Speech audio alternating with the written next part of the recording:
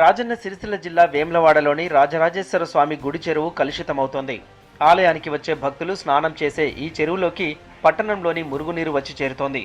భీమేశ్వర కాలువ వెంబడి new urban కాలనీలోని మురుగునీరంతా వచ్చి కలుస్తోంది. ఈ చెరువులో ఏడాదంతా నీరుండేలా 15 కోట్లతో మిడ్మానేరు నీటిని లిఫ్ట్ ద్వారా నింపుతున్నారు.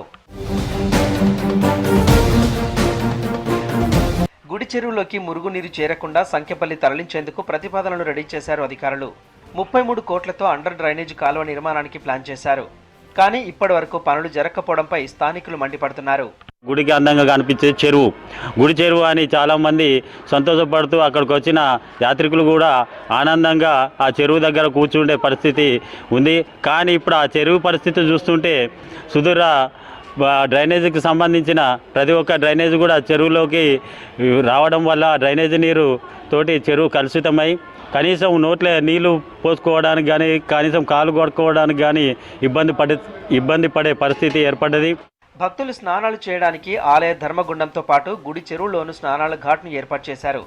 అయితే మురుగునీరు కలుస్తుండడంతో స్నానాలు చేసేందుకు భక్తులు ఇబ్బందులు పడుతున్నారు.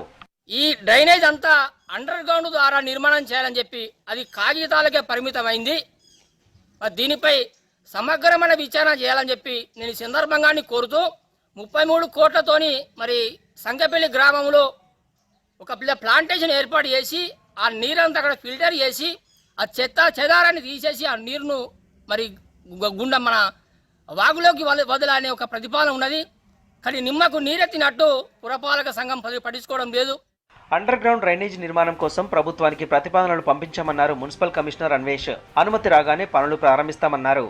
ఆల్రెడీ 33 క్రోర్స్తో ఒక ఎస్టీపీ ప్రపోజ్ చేసాం. ఎస్టీపీతో పాటు అండర్ గ్రౌండ్ డ్రైనేజ్ సిస్టమ్ కూడా ప్రపోజ్ చేసాం. అవి గవర్నమెంట్కి ఆల్రెడీ 33 క్రోర్స్ ఎస్టిమేషన్ చేసి పంపించడం జరిగింది. వన్స్ అవి అప్రూవల్ కావాలని will take up the STP sewage treatment plant ఒకటి ఉంది. మళ్ళీ అండర్ గ్రౌండ్ డ్రైనేజ్ ద్వారా మనం ఏర్పాటు చేసి మన టౌన్ ఏదైతే వాటర్ ఉన్నాయో అవి మన టెంపుల్ పాండ్లో కలవకుండా మనం జాగ్రత్త తీసుకునే అవకాశం ఉంది. రాజన్న గుడి చెరువులోకి మురుగునీరు చేరకుండా శాశ్వత చర్యలు చేపట్టాలంటున్నారు పట్టణ ప్రజలు.